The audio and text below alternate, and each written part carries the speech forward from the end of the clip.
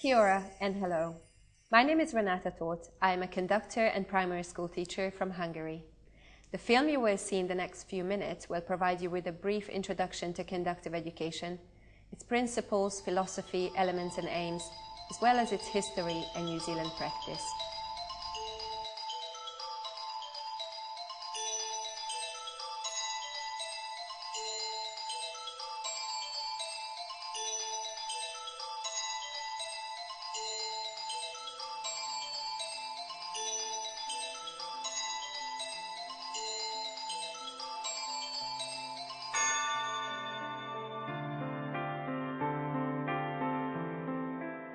Conductive education is a unique form of special education and rehabilitation which is beneficial for children and adults with motor disorders.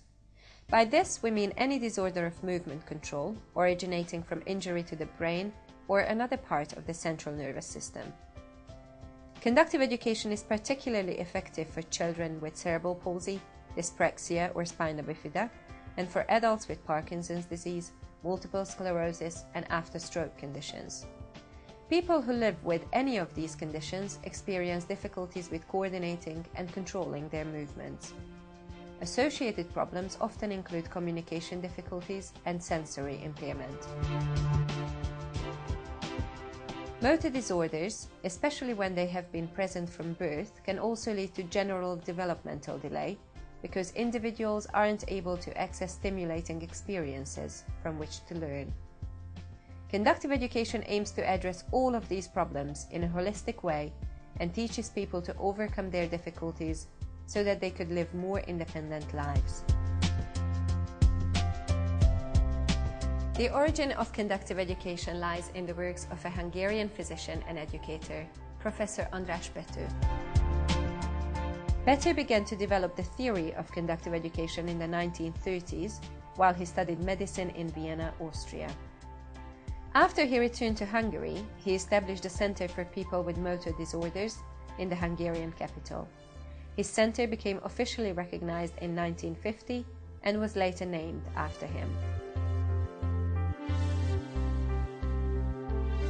The professor based his approach on newly discovered scientific evidence of his time, which described the brain's unique capacity to form new connections despite the damage that occurred within.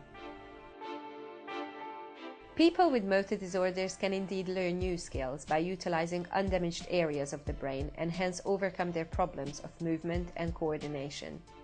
According to Professor Pető, this ability can be mobilized with the help of a properly guided, active learning process. That is the reason why the professor called his method conductive.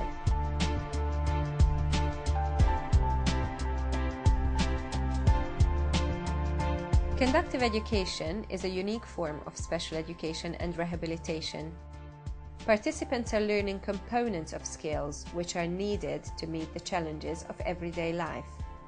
They are active participants in the learning process and not recipients of a treatment. Functional activities and movements are broken down to small, achievable steps to ensure success.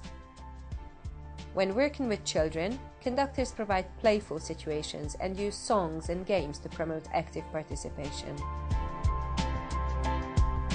Conductive education views the person as a unified whole and pays attention to all areas of development.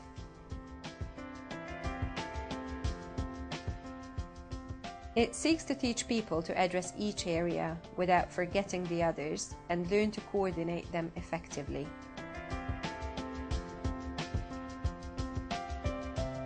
Six elements are required in order to facilitate the process of conductive education. They are interconnected and vital parts of the whole process. The conductor is a highly qualified professional who delivers conductive education. Conductors are responsible for the initial and operative assessment of participants, planning and delivering the program, leading and guiding the group. The focus of the conductor is always on the positive. He or she gives praise for even the tiniest success. It is the conductor's job to refer clients to specialists, consulting and implementing their recommendations into the daily program. Lastly, the conductor has a vital role to play in working closely with the families of those with motor disorders, providing support and training and working together to maximize each child's potential. Perhaps it is easiest to understand what the program means in conductive education terms if we say, the program starts when the person wakes up and finishes when he or she goes to bed.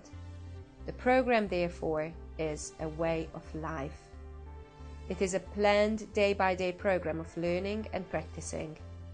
It includes everything that characterizes a person's everyday life, from personal hygiene and mealtimes to learning, play, or work.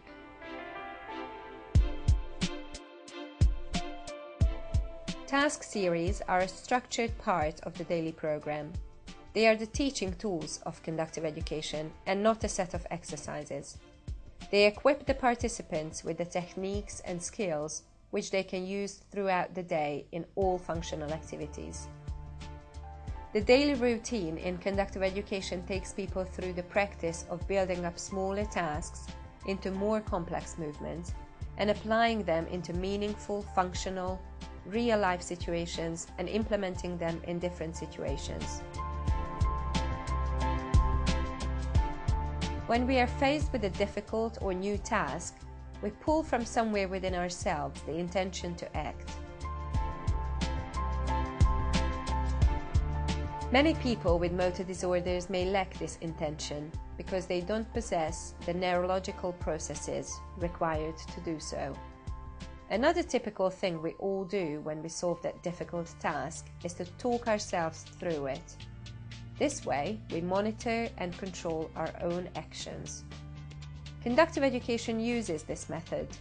When an intention is verbalized, like, I grasp the ring, cognitive processes take place which prepare the central nervous system for action. It helps the individual to plan, imagine, and implement the movement, and maintain concentration on the task. Conductors also support participants to create purposeful, controlled movements by providing them with a rhythm to move to. This could be done through rhymes, song, music, dynamic speech, or by counting.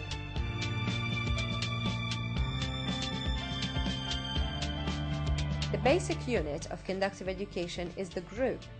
It provides the most natural, social, and motivating learning environment, and the most true to life, in which development flourishes. The group offers participants a sense of belonging, an opportunity for socialization, and plenty of models. Group members are seeing and encouraging each other and recognizing each other's improvements that inspire them to experience the same. Most activities in conductive education are based within a group, but they also focus on each individual's need.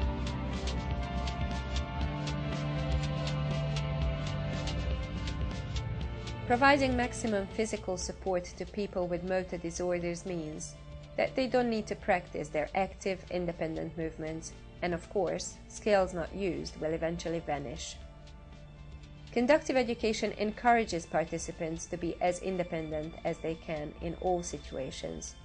Similarly, the equipment used gives just enough support so that tasks are achievable, but only with effort.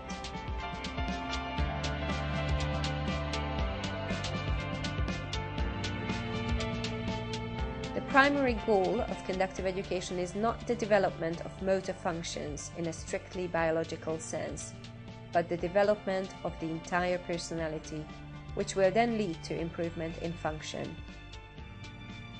Conductive education also seeks to prevent a lack of experience and negative learning because of physical limitations, teaches a new way of perception and coordination, guides participants to become and remain active and as independent as possible.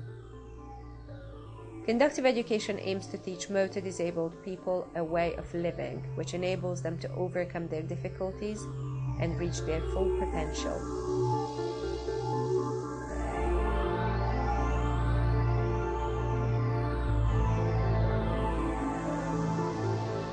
The first signs of interest in New Zealand towards conductive education emerged in the middle of the 1980s. Only a few years later, centers offering conductive education started to open their doors.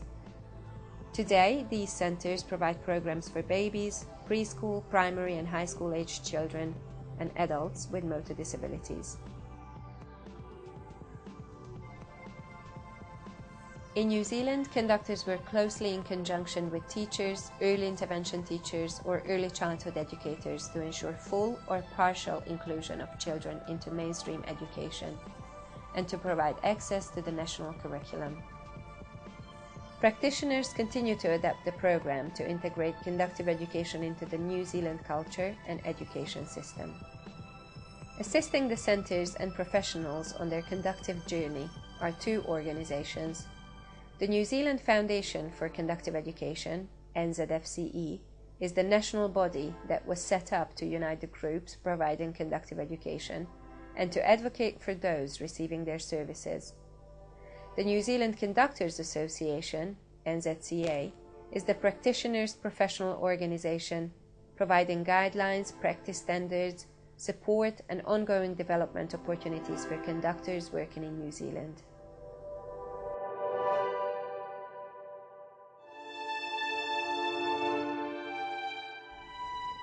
I hope you enjoyed this film and in it you found useful information about conductive education.